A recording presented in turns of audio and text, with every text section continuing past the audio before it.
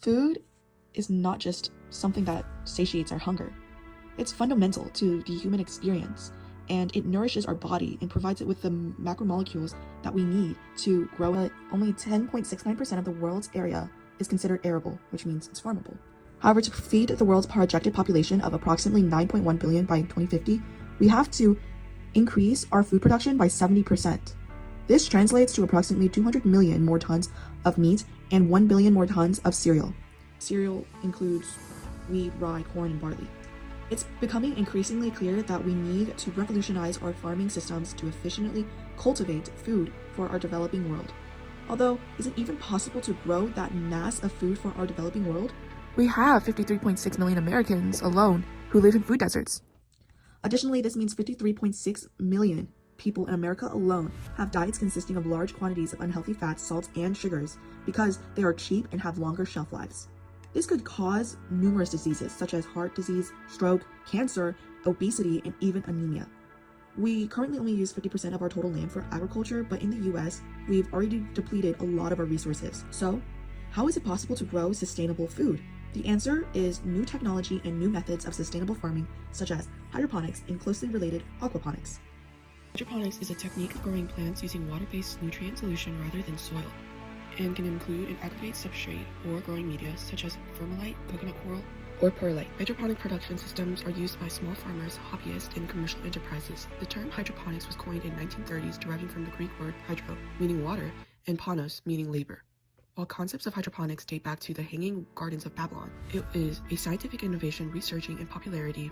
One of the most significant advantages of hydroponics is its exceptional resource efficiency. Traditional agriculture relies on extensive land area and is subject to environmental conditions that can limit crop yield. But in the controlled, they can help save 70 to 90 water because it enters water recycling, which minimizes water loss and runoff. And it optimizes nutrient and water delivery. How do I start a hydroponic garden? Some of the basics for a hydroponic system is growth media and net pots, which support the plant. Remember, the growth media does not have any independent nutrients that it's going to supply the plant. It's only there for supporting the plant's weight and anchoring it. Examples of growth media can include like sand, clay, rocks, pebbles. And then that mesh planter is made out of a lattice material, and that just holds the plant in place so it can grow out of an area. Another basic is reverse osmosis water for purity. This just ensures that there isn't any extra chemicals like fluoride or chlorine found in tap water that is going into your farm. You'll also need like air pumps or dissolved oxygen throughout the nutrient solution. This makes sure that the plants aren't drowning in the reservoir. As mentioned before, hydroponics saves water, but hydroponics also contributes to sustainability through its reduced need for chemical usage. This can include pesticides because plants are often grown in greenhouses. Risk of pest and disease are significantly minimized. This leads to healthier crops, and it decreases the environmental impacts associated with runoff of the chemicals from the soil and water, creating the bioaccumulation of persistent pesticides, herbicides, and fungicides. Moreover, hydroponics uses 60% less chemicals such as synthetic fertilizers than traditional methods, but contains 50% more A, B, C, and E vitamins than conventional crops. This, in combination with its ability to set up in indoor or in greenhouses, gives urban areas the ability to produce highly nutritional and water-efficient crops. Unlike traditional farming, which is dependent on seasonal cycles and weather conditions, hydroponics allows farmers to cultivate crops at any time of the year. Not to mention, these systems save time because farmers do not have to oversee tilling, watering, and fumigating.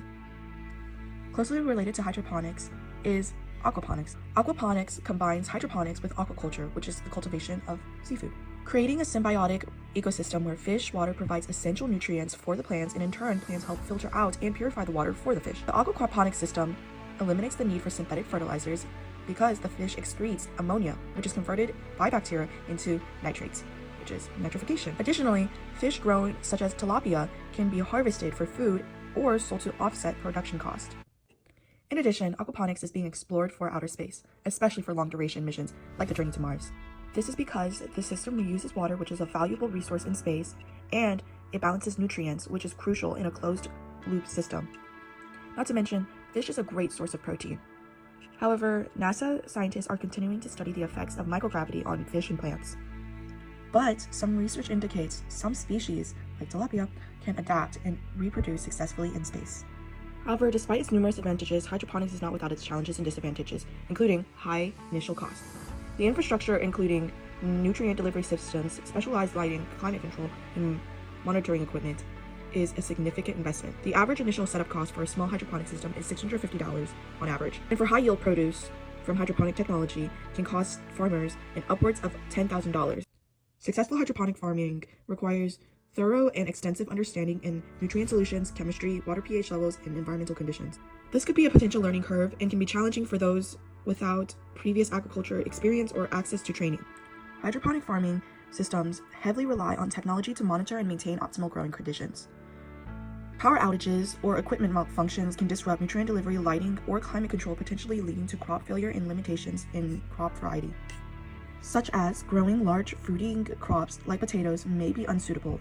This limitation can lead to restrictions of farmers' crop diversification options, causing them to be more vulnerable against market fluctuations. By understanding these challenges, stockholders in this sector can work towards developing solutions and innovations that can minimize its drawbacks. And so what? This is literally just a project from Miss Meredith's class. It's not that deep. It is that deep. Hydroponics and closely related aquaponics offers a revolutionary solution for food production as it resolves issues from food deserts or offers sustenance as we explore the universe. I believe everyone deserves to eat as it's a physiological need, and I'm sure you agree. However, to achieve food security without severely impacting our environment, that's a deeply political topic. There's no one solution, and these systems may not even be advanced enough yet to completely replace traditional farming, but hydroponics could alleviate a lot of the tension, even with its shortcomings. We have to decide what and how to prioritize our limited resources. It's our responsibility as consumers to stay informed and think critically. People who lack nutrition are more likely to be negatively influenced. And, not to mention, we could face extinction.